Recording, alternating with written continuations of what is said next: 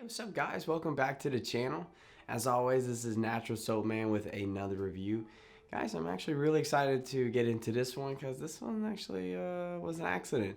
I didn't really mean to find this one. This one just came out of nowhere and I'm kind of excited to share it with you guys. So let's drop the music and let's get into our video.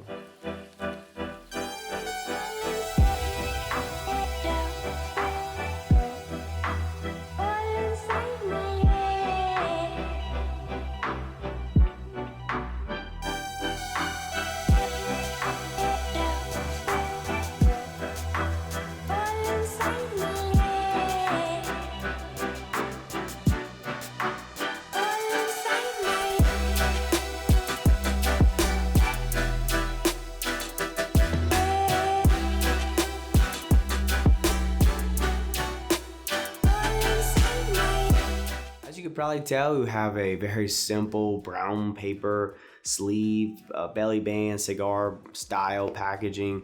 Very minimalistic, very simple, very clean, very eligible. And it has a certain charisma to it. It's very nice, very clean, right? Now the soap itself, really nice. Has a very pretty light purple color, lavender if you will. And if you look close enough, you can even see like a little bits and pieces, but I'm assuming little pieces of lavender itself in the soap. So that's a really nice aesthetic as well. Almost kind of looks like Play-Doh, right? But despite its looks, it's actually a very hard little bar of soap, which is kind of surprising. I thought it'd be a little soft. That's actually what I was a little nervous about when I first saw it. But no, it's actually very firm, which is good because, as you're probably aware, the softer a bar of soap is, the faster it's gonna melt. So you want your bar to be a little hard, right? But overall, I think the presentation, I think the way the soap and the packaging sort of fits together has like a certain little charm to it, right? But overall, it looks really nice. But with that being said, let's move on to the next part of the video and let's start talking about the ingredients of our soap. All right guys, moving into our ingredients section of our video. We do have a few ingredients here that definitely raise some question marks. We even have one that's not even going to be listed amongst the ingredients on the package. For sure, you actually go on the website to find it. First things first though, we do have glycerin and sorbitol. These are two ingredients you don't typically will see listed in a true natural bar of soap, especially sorbitol. There are instances where glycerin will be added to the soap. I said this in the past. To put glycerin as an ingredient, it'd be like saying it'd be like having soap as one of the ingredients. It just doesn't really sort of makes sense. The glycerin is the natural byproduct of soap when you actually make soap. So it's not necessary. Soap is loaded with glycerin. It's one of nature's most powerful humectants. It's wonderful for the skin. So to add it is not necessarily necessary unless you're talking about a pre-made base for the soap, then it would have to be added. Gives you a bit of a yellow flag here that we might not be dealing with a natural soap. Same thing with sorbitol. Sorbitol is basically a sugar alcohol that is found in berries or fruits and things like that, that's synthetically derived. Same idea. It sort of acts very similar or mimics glycerin, where it is a natural humectant. But again, it's not necessary in a true natural bar. These are two ingredients you're just never going to see in a natural bar of soap. It's not necessary. And the third one that's not even listed on the package is it's an ingredient called Sorbitan oleate. It's basically an emulsifier, which just means that it helps mix oils and waters together. It's just not necessary. You will never see it. It's kind of stupid actually. That's unless you're, of course, obviously dealing with something that's not natural. But again, you will never see that in a natural bar. So you'll never see that.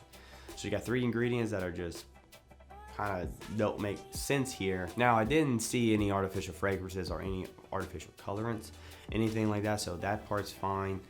I did talk to them though. They did say all the soaps that don't say essential oil do use artificial fragrances. So as much as I do want to like these soaps, being natural or all natural doesn't seem to be the forefront for this company. That's probably something that they don't really necessarily care about. Fair enough. But just something to keep in mind. Now, I don't think any of these ingredients are toxic, at least not that I know of. That's just based on my research. I haven't really found anything to condemn them in that way. But that's not necessarily the question. The question is why are they there and how we're getting to where we are, right? What does that process look like?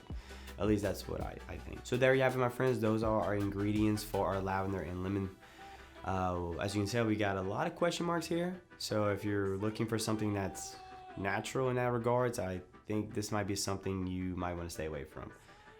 But let's move on to the next part of the video where we do a little sniff test and see how this bar soap smells. All right, my friends, we're getting into the sniff test portion of our video. Let's go and talk a little bit about how our soap smells. Now, first things first, this is actually a really nice smelling little bar of soap. We have the gentle floralness that you would expect from a lavender that is complemented incredibly well with this bright, vibrant citrus element from the lemon, and it's really just a match made in heaven. I'm a big fan of these types of soaps. Lavender and lemon, lavender and lemon are two scents that I'm huge fans of. So the soap overall has like this very delightful vibe to it. It sort of makes you think of Easter. Just has that bounciness to it, very playful. Spring, just very bright, vibrant spring, right? The birds coming out the waterfalls and stuff like that. I don't know. But I think if you can get past the ingredients part of it, you're someone that don't necessarily care about those things, and it's something you can navigate and justify to yourself, and you like lavender and lemon, I think this is something you can definitely get behind, and I think you would really enjoy this scent for sure. Now, if you're someone who doesn't, well then we already checked that, right? But overall, nice smelling little bar of soap. So let's move on to the next part where we're gonna do a lather test and bring it back, and we'll do some concluding thoughts.